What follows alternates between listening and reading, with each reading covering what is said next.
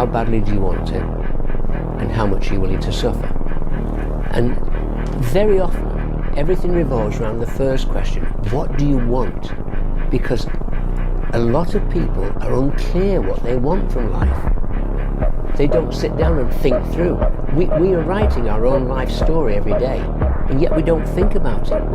Who do we want to be? Where do we want to live? What life do we want to lead? When we've finished our life, come to the end of our life and look back, what do we want to say that we've done? Refuse to study a few more hours, refuse to go deeper, to go further. And that's where I gain the advantage.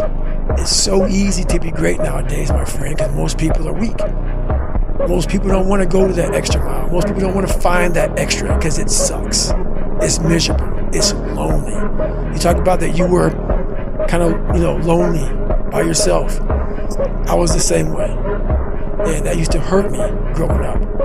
Now I thrive in that shit. That's the only place to be. And if I had only started with just doing what I was supposed to do, I could have done 4 or 5 other things that I was also supposed to do by this exact same point. And so thinking about it from that perspective, I've tried to eliminate as much time between I think I should do this thing and beginning doing it. And I think you get this positive reinforcement cycle that occurs every time you start. I call it pulling the thread. It's like, I just need to start pulling the thread. And then all of a sudden what feels really unknown becomes very tangible. And you're like, oh, I understand the 6 problems I have to solve to do this big thing. But now I know the problems, and then it feels like you can wrap your arms around it, and then you can start taking it one bite at a time.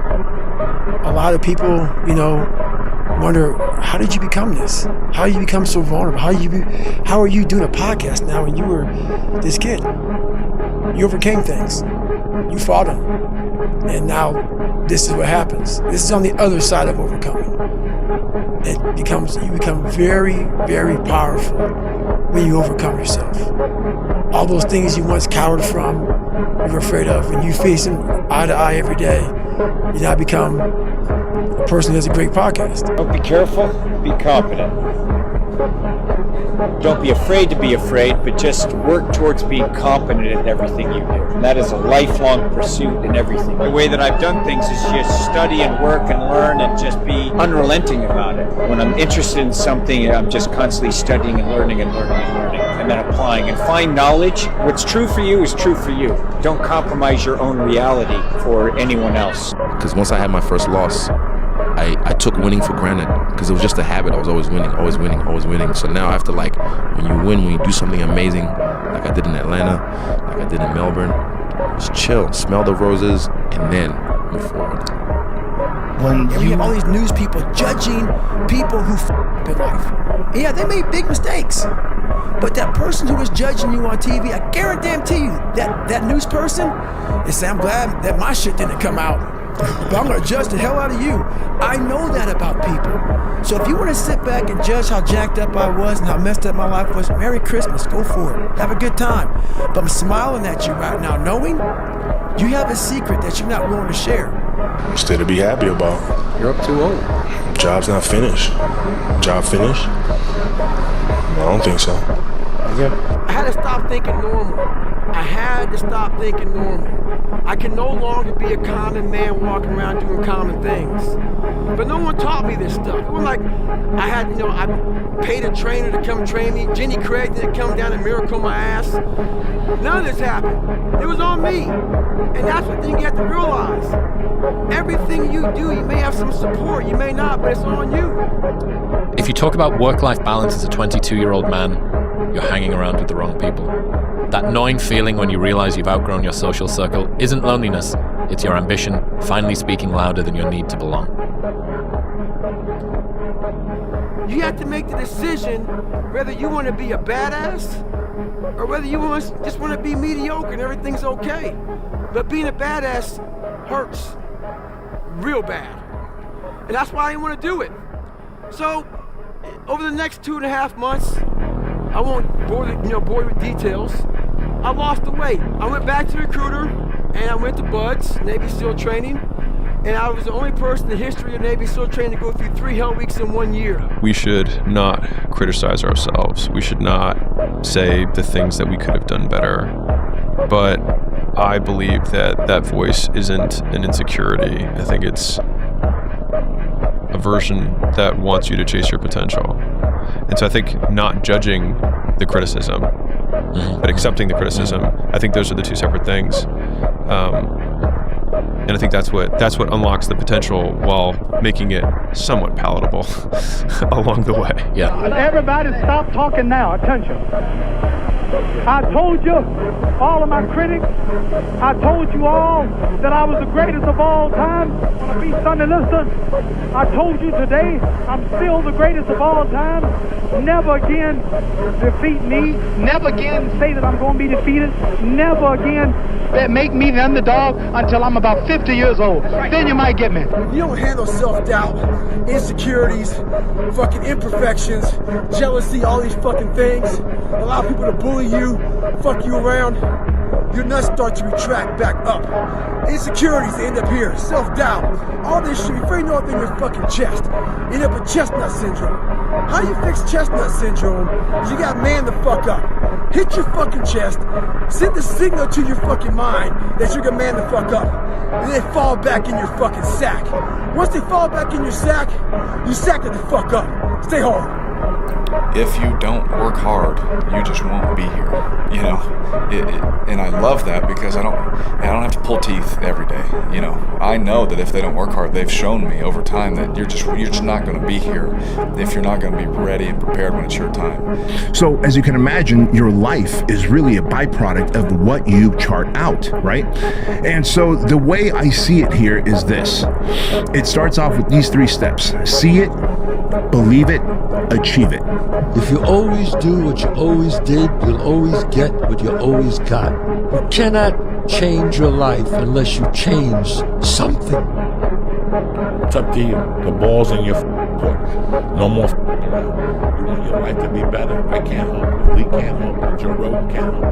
Murray can't help you. God can't help you. Only you help you. Grab your balls, get a notebook, and write down what you're gonna do this year. And this is it. You're not gonna have these problems. The drugs, cigarettes, that dumb bitch. It all starts today, all right? No more excuses. This is the year of the soldier. I don't apologize. In the end, I don't care whether you love me or you hate me, just as long as I win. The deck is stacked. The rules are rigged.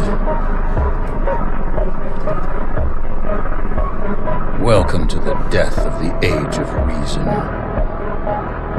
There is no right or wrong. Not anymore. I love this game. I live this game. And there's 1,000 other guys waiting in the wings who are obsessed with this game. Obsession's gonna be talent every time. You got all the talent in the world, but are you obsessed? Is it all you ever think about? Let's face it, it's you against you out there. When you walk on that court, you have to think, I am the best guy out there. I don't care if LeBron's playing. Dedication, hard work. Dedication, hard work. I'm a one-man army. One-man army. The world can go against me. I'm still coming on top. I got God on my side. I get that you're making money, but if you don't know how much money you want to have the lifestyle that you want, the freedom that you want, the experiences that you want, then making a lot of money is kind of irrelevant, right? So you have to write the lifestyle. So that's the vision. And so when you write something down, you can come back and revisit it. You didn't make the dress list. There are greater tragedies in the world. I wanted to run out of that tunnel for my dad. To prove to everyone that I worked. What? That I was somebody. Oh, you are so full of crap. You're 5 feet nothing. 100 and nothing. And you got hardly a speck of athletic ability. And you hung in with the best college football team in the land for 2 years. And you're also gonna walk out of here with a degree from the University of Notre Dame. In this lifetime, you don't have to prove nothing to nobody except yourself. Maybe you think you changed, but you can't change what you really are. And you can forget all this money and stuff you got all around you, man, because it don't change a thing. you and me, we don't even have a choice. See, we're born with a killer instinct that you can't just turn off and on like some radio. We have to be right in the middle of the action because we're the warriors. And without some challenge, without some damn war to fight, then the warrior may as well be dead, Stallion. Control the outside. Look, fire's coming. Are you ready for the fire? Look, we're firemen. We are firemen! The heat doesn't bother us. We live in the heat. We train in the heat.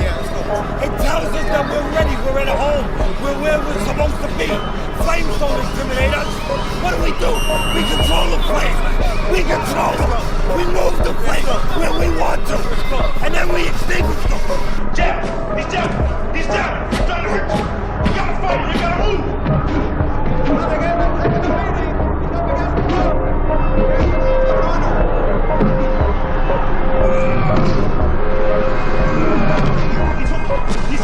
He's hooking! Damn, Ron, come on! What's the matter with you? There is no tomorrow! Success is the only revenge. As you expand, they shrink into irrelevance. As you get louder, no one can hear them. You don't beat them, you cast a shadow so big, no one can see them to begin with. When people copy, they copy the wrong stuff because they don't know why it worked to begin with. And when it breaks, they don't know how to fix it because they didn't build it. So don't sweat it, copycats will always be behind. I go to the core. I am Invictus. You don't get that sense of confidence by going through society's rhyme the reasons. You know, you do your own thing, you know, especially when everyone else isn't doing it and they call you crazy, whatever else, you in here and people driving by being like, what the fuck's that guy doing up so late? Well, what's up so late mean? I don't know. It's the moments in life, the decisions you make on a moment-to-moment basis that add up to be the guy or not the guy. He was like, the only thing that you can do is win so big that all of them constantly compare themselves to you, and then you'll forget they exist. And that's when he said, success is the only revenge. He's like, it's not the best revenge. He's like, it's the only one. There's no other revenge. Because everything else is petty. Everything else does show that you were thinking about these people all day long, which means they win by default. He's like, all you can do is think about your goal and winning. He's like, and when you win, that's when you become so big that they shrink into irrelevance. Constantly body punches. When I was hitting him with body punching, I heard him, actually he was crying in there, making woman gestures like, I can't mind it, but I knew that he was breaking down soon. Always going to be a party. There's always going to be a time to celebrate and a time to join friends or a day to, the bars are always open. Always open. No matter how old you are, they're always open, you know?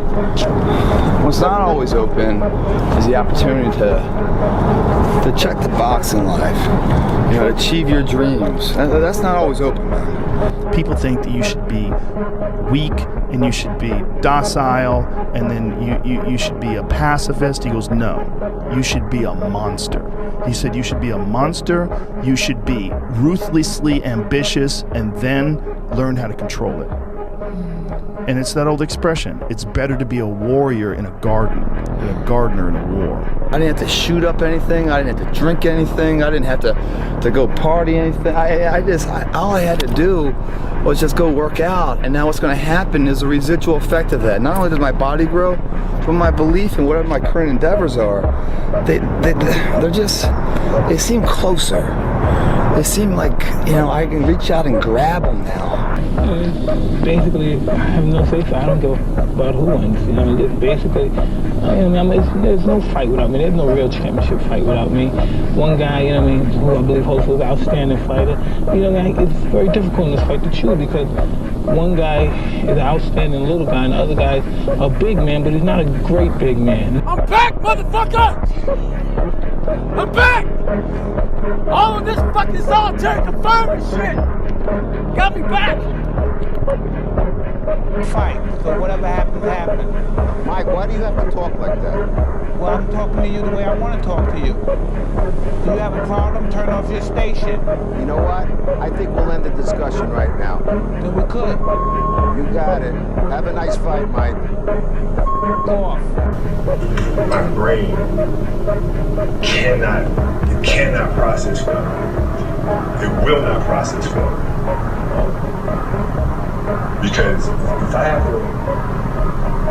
if I sit there and have to face myself and tell myself, you're a failure, I think that's almost worse than death. Welcome to the pain zone. It's where we live.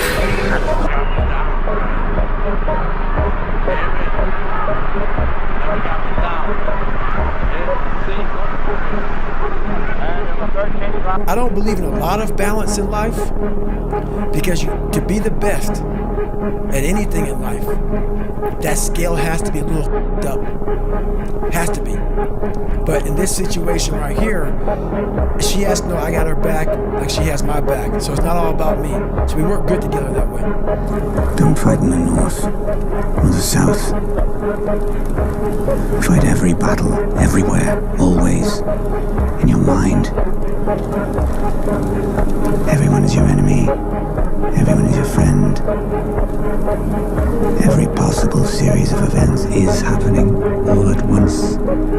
Where it started making me, I had to stop giving a fuck about people. That was the biggest thing. I had to stop caring what people thought about me. I realized that everybody them. That's the one thing I realized. I walked around, I put these people on a pedestal. Everybody was better than me. So I can't tell you anything about me because you're going to judge me and I'm going to feel even worse than what I am. The biggest risk to your future isn't your competition. It's the distractions you insist on keeping in your life, rather than doing the things you know you should be doing but aren't. People delay doing things they don't like for longer than it takes to do them. What I realized, once I calmed my mind down and sat back and looked at how jacked up this world is, once you realize that you are not alone, everybody that's talking to you about how jacked up you are, only thing they've done better than you is they've hidden their up world better than you have. The difficulty with personal development and entrepreneurship is that you don't know when the end is coming, but you still need to fight like the second mouse who gets out, gets right off, and gets put back in. And the only certainty that I can give you is that it's the same thing that every other mouse, every other person who got through that period went through. And you won't die. And if you do die, you won't care, because you'll be dead.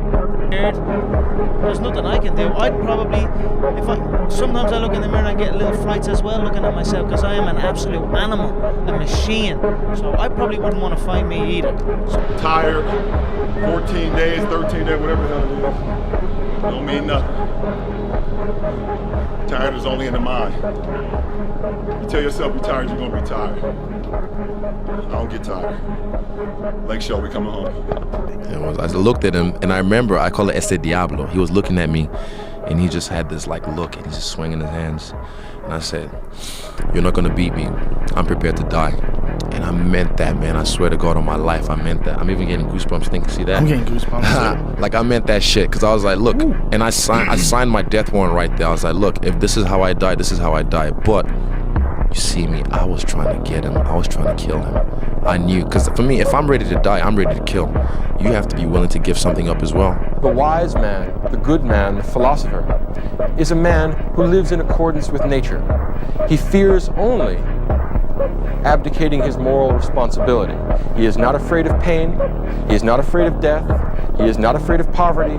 He is not afraid of any of the vicissitudes of the human condition. He fears only that he should let himself down, and that he should be less than a complete human being. But I'm worked so hard, like I say. I'm starting to training when I have 12, now I have 33. I best for everything in my life. I best for everything. Last 2 years I worked so hard. I bring my family to US. I start my camping in America Top Team. I leave everything I have. My mom take care of me and my two brothers alone, you know. Now Dad, you proud of me, Dad. You proud of me.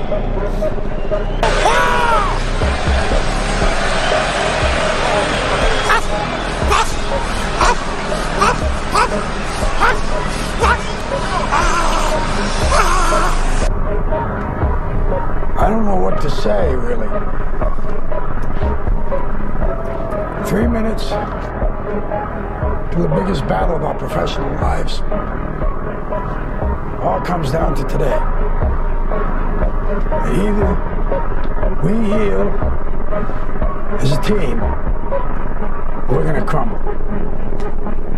Inch by inch, play by play, till we're finished. I work out.